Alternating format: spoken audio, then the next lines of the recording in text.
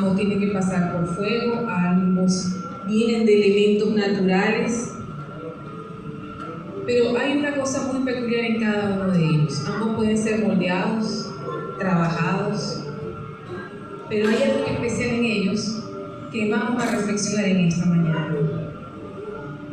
En esta mañana yo quisiera que todos, luego de que hayamos compartido esta palabra, usted puede llevarse un concepto de lo que es la soberanía de Dios, de lo que es el proceso de santificación de nuestro Dios, y cómo la humildad y la gracia vienen a obrar pues en nuestras vidas para arrepentimiento y para llenarnos de esperanza viva. Entonces fíjense, les sigo preguntando, ¿qué es para usted ser cristiano?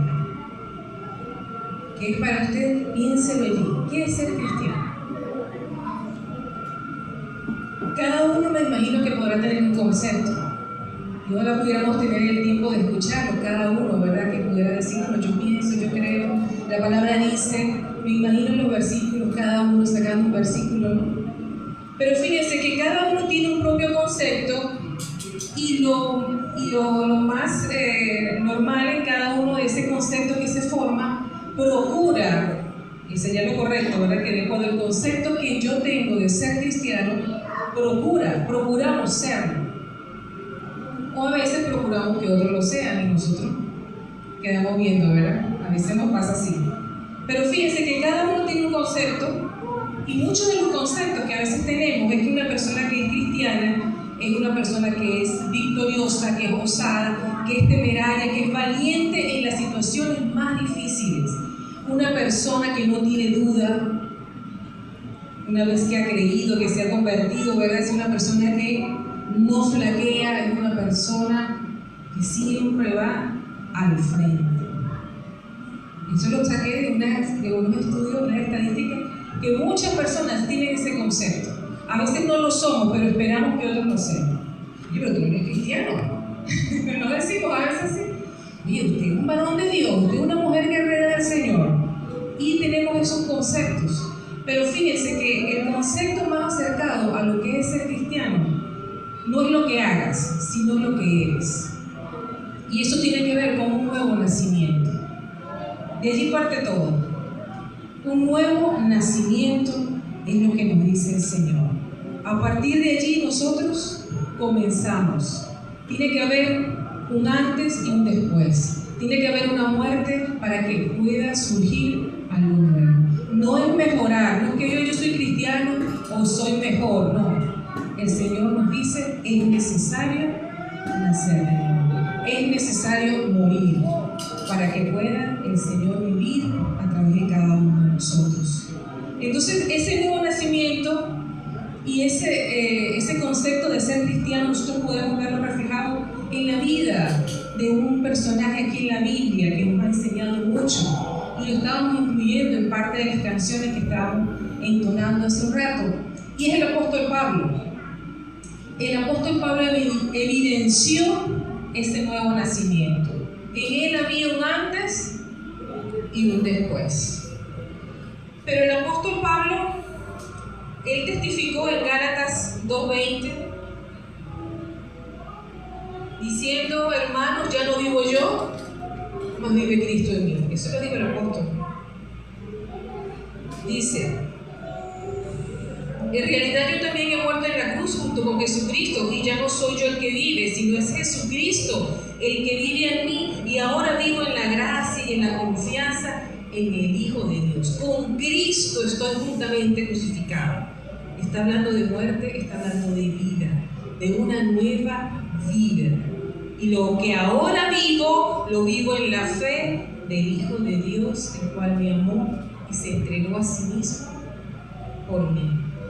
Entonces este hombre, el apóstol Pablo, mostró pues ese nuevo nacimiento, un buen ejemplo. Pero fíjense que el apóstol Pablo, en una carta muy especial, que es donde nos vamos a enfocar, el apóstol Pablo pudo mostrar muchas características de su vida, de sus emociones, de su persona, en la carta que él envió a Corintios. En 2 de Corintios, vemos un Pablo que no es que se divide en dos, sino que vemos dos facetas de Pablo en la carta a los Corintios. Y es que algo estaba ocurriendo allí. En Corintios estaban ocurriendo muchas cosas. Fíjense, se lo voy a leer aquí de manera de introducción. La segunda carta a Corintios fue escrita por el apóstol Pablo en un contexto de gran tumulto y controversia. Los corintios estaban lidiando con la influencia de falsos apóstoles y un ambiente de desconfianza hacia el liderazgo de Pablo. En ese marco, Pablo defiende su apostolado y su ministerio, enfatizando que su sufrimiento no es signo de debilidad, sino de la autenticidad de su llamado y de la fuerza que proviene de Dios. Había una situación difícil, había mucha controversia. Este será verdaderamente, pero ¿por qué padece tanto? ¿Por qué sufre tanto? ¿Será que es verdadero? Entonces, en esta carta, que le invito, pues vamos a leer unos cuantos versículos de esta carta de 2 de los Corintios. Pablo muestra muchos signos que también nosotros pudiéramos decir, pero Pablo se sintió así, Pablo fue así. Ese es el Pablo victorioso que nosotros vemos que dice tantas frases tan especiales que guardamos y repetimos para nosotros decir en los momentos más difíciles. Fíjense que Pablo en esta carta habla de estar triste, derramó lágrimas, lloró, estuvo abrumado. Dice un versículo que estuvo abrumado hasta la muerte. Eso está en 2 de Corintios 1:8. Fíjense que dice: hermanos, no queremos que desconozcan las aflicciones que sufrimos en la provincia de Asia. Estábamos tan agobiados bajo tanta presión que hasta perdimos la esperanza de salir con vida. Nos sentíamos como sentenciados a muerte. Pero esto no sucedió. Pero eso no sucedió para que no confiáramos en nosotros mismos, sino en Dios que resucita a los muertos. 2 de Corintios 2:4 dice Pablo: escribí con gran tristeza y angustia de corazón, con muchas lágrimas, no para entristecerlos, sino para darles a conocer las profundidades del amor que les tengo. Pablo está aquí revelando y mostrando su corazón al rojo vivo, hermano, de lo que él estaba sintiendo, de lo que él estaba padeciendo. Entonces vemos un Pablo que muestra sus emociones, pero también como hombre las muestra, pero también muestra su sentir en Cristo, en el hombre nuevo que es. Pablo empieza pues en 2 de Corintios 4:6, empieza a decir: pero tenemos este tesoro en vaso, ahí esta versión dice vasija de barro, para que se vea qué tan sublime poder viene de Dios y no de nosotros. Nos vemos atribulados en todo, pero no abatidos, perplejos, pero no desesperados, perseguidos, pero no abandonados, derribados, pero no destruidos. Donde quiera que vamos, llevamos siempre en nuestro cuerpo la muerte de Jesús, para que también su vida se manifieste. Vuelve a hablar de muerte, vuelve a hablar de vida, vuelve a hablar de un antes y un después. Entonces, fíjense que este pasaje, que es el centro de nuestro estudio hoy, él habla de ese tesoro en un vaso de barro. Y yo comencé preguntándole: hermano, ¿somos vaso de barro o vaso de hierro?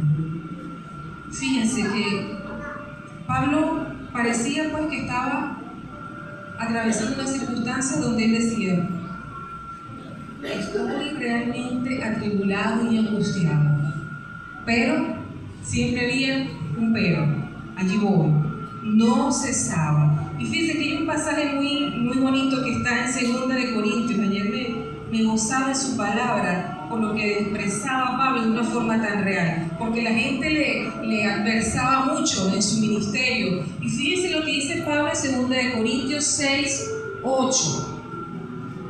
Dice, esta es la versión TLA que me parece pareció bastante clara, ¿no? Como que estuviéramos hablando en nuestro idioma ahorita. A veces nos respetan y nos tratan bien, pero otras veces nos desprecian y nos maltratan. Unas veces hablan bien de nosotros y otras veces mal. Aunque decimos la verdad, nos llaman mentirosos. Aunque nos conocen muy bien, nos tratan como desconocidos. Siempre estamos en peligro de muerte, pero todavía estamos vivos. Nos castigan, pero no nos matan. Parece que estamos tristes, pero en realidad estamos contentos. Parece que somos pobres, pero enriquecemos a muchos los hacemos ricos. Parece que no tenemos nada, pero lo tenemos todo. Y es aquí Pablo mostrando realmente un cristianismo genuino. Un cristianismo que no esconde las debilidades, sino que muestra el favor de Dios en su vida. Que muestra, he sido afligido, pero aquí estoy delante del Señor. Y eso es lo que nosotros hoy estamos analizando, porque el verdadero valor de nuestra vida no es el material de la vasija, no es de qué estás hecho, es quién está dentro de ti, es el contenido de esa vasija. ¿Y por qué hacíamos la comparación con la vasija de hierro, con el vaso de hierro? Porque nosotros pudiéramos poner nuestra confianza en que el hierro es más resistente. Usted lanza al suelo una vasija de hierro o de un metal más resistente, ante el barro no tiene competencia. Pero ¿saben qué? Nosotros no tenemos temor de que esa vasija se rompa, porque si dentro está el tesoro de nuestro Dios, esa vasija se levanta, esa vasija el Señor la restaura, el Señor la hace nueva. Y es lo que el Señor nos quiere enseñar a nosotros. El verdadero valor nuestro es el tesoro que está dentro, el poder de Dios en nuestras vidas. Entonces, esta aparente contradicción que el Señor en su palabra, como siempre, yo no sé si usted se ha detallado cómo el Señor reta el pensamiento humano. Nosotros por lo general permitimos en nuestra mente lo que el mundo hoy nos transmite, lo que es más fuerte, lo que es más bonito, lo que vale más. Y el Señor siempre nos está poniendo a nosotros en nuestra mente un pensamiento diferente. No es así como todo el mundo lo piensa. Es una paradoja espiritual incomprensible. Existe el tesoro más no el vaso. A veces nosotros pensamos, fíjense esto, cuando en nuestro diario caminar nosotros por lo general tenemos un pensamiento extremo. A veces pensamos es en el tesoro nada más y decimos, oye, pero tú no puedes sentirte así. O a veces ponemos la mirada en el barro y lo que decimos, oye, pero tú siempre estás fallando en lo mismo, pero es que tú no te quieres levantar cabeza, porque miramos solamente la condición de carne. O a veces vemos la condición de que tú eres un hijo de Dios, usted no puede estar llorando, usted no puede sentirse así, usted tiene que seguir adelante. Y esas son dos posiciones extremas. Nosotros tenemos que entender lo que el Señor nos está diciendo. Dentro de esa vasija de barro hay un tesoro precioso. Pero ¿qué quiere decir esto realmente en nosotros? Y el Señor lo transmite a través de su palabra cuando Pablo dijo que el poder de Dios se manifiesta en su debilidad. ¿Y cómo puede perfeccionarse el poder de Dios en la debilidad? Piense allí, ¿cómo se puede perfeccionar? Pablo lo dijo en 2 Corintios 12, 7 a 9, dice: para evitar que me volviera presumido por estas sublimes revelaciones, una espina me fue clavada en mi cuerpo, es decir, un mensajero de Satanás que me atormentara. 3 veces rogué al Señor que me lo quitara, pero Él me dijo: te basta con mi gracia, pues mi poder se perfecciona en la debilidad. Por lo tanto, gustosamente presumiré más bien de mis debilidades, para que permanezca sobre mí el poder de Cristo. Hermana, y desde que llegué realmente he estado muy observadora, y cuando nuestra hermana Soraya se paraba y daba su acción de gracia, yo decía: Señor, ya diste la prédica, eso es lo que vamos a hablar en esta mañana, gloria a Dios. Señor, ¿a qué estás hablando? Porque la hermana decía, he orado tantas veces, tantos años. Y fíjense lo que dice el apóstol Pablo, que le miró cara a cara, que el Señor le entregó su ministerio, él personalmente le dice, he rogado 3 veces al Señor que me lo quitara. Y el Señor le dijo, bástate mi gracia, porque mi poder se va a perfeccionar en tu debilidad. Y decía un Pablo más osado, presumiré entonces de mis debilidades. Pero lo que hoy queremos aprender no es que nosotros nos vamos a justificar ahora y decir, Señor, yo soy barro. Por eso es que muestro estas debilidades. Si te consideras que no puedes, estás ignorando el tesoro que hay dentro de ti. Amén. Y fíjense que muchas traducciones dicen que este perfeccionar del poder de Dios es que Él suplirá nuestra debilidad. El convertirnos, el nacer de nuevo no dice que el Señor va a eliminar nuestras debilidades. De hecho, Jesús cuando oraba, ¿verdad? Él le decía al Señor, no te pido que lo quites del mundo, sino que lo guardes. Él pudo haber dicho, Señor, apártalos, tenlos allí que nada los toque, dice, guárdalos del mundo. Y dice que Él no va a quitar nuestra debilidad, sino que Él va a mostrar su poder a través de esa debilidad. Dice, la vida cristiana consiste en que el poder de Dios se manifieste en la debilidad del hombre. Esa es la verdadera vida cristiana, hermanos. Que en nuestras debilidades nosotros mostremos el favor de Dios. Isaías 45.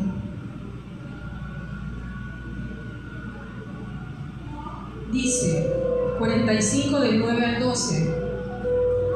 Dice, pobre de la vasija de barro que se pone a discutir con el que la hizo, siendo que es una vasija como cualquier otra. ¿Acaso dice la arcilla al que la trabaja, qué es lo que haces? ¿O no te quedó bien lo que hiciste? Pobre del hijo que le dice a su papá, ¿por qué me emigraste? O a la mamá, ¿por qué me trajiste a este mundo?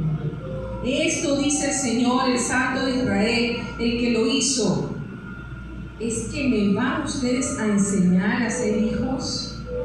¿O me van a dar lecciones sobre lo que debo hacer?